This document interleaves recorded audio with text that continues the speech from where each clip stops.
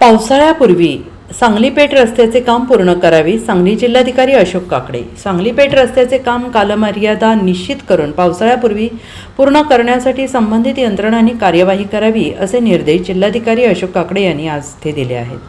सांगली पेठ रस्त्याच्या कामाचा आढावा बैठकीच्या अध्यक्षस्थानावरून ते बोलत होते.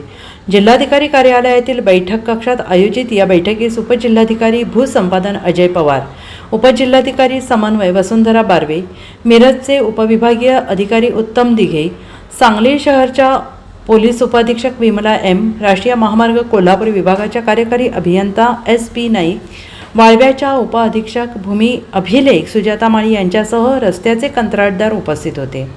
सांगली ते पेठ नाका हा महामार्ग अनेकांच्या दैनंदिन वाहतुकीचा मार्ग आहे आणि या रस्त्याचे काम लवकर पूर्ण होऊन चांगला दर्जेदार रस्ता व्हावा यासाठी नागरिक वारंवार पाठपुरावा करत आहेत. या अनुषंगाने कामाचा आढावा घेण्यासाठी ही बैठक आयोजित केली असल्याचं सांगून जिल्हाधिकारी अशोक काकडे यांनी म्हटलं आहे की सांगली पेठ रस्त्याच्या निवाड्याचं काम पूर्ण झालं आहे. भूसंपादन अधिकाऱ्यांनी जे निवाडे केले होते त्यांच्या मान्यतेची बैठक काही दिवसांपूर्वी मुंबई येथे झाली आहे. त्या सर्व 8ही निवाड्यांना राष्ट्रीय महामार्ग प्राधिकरणाने मान्यता दिली आहे. त्या अनुषंगाने महिना अखेरपर्यंत निवाडे झालेल्या खातेदारांना निधी वाटपाच्या अनुषंगाने नोटिसा देण्याचं कार्यवाही करावी.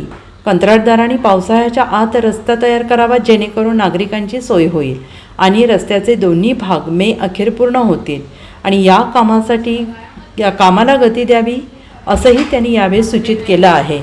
Bureau report SBN Marathi, Sangli.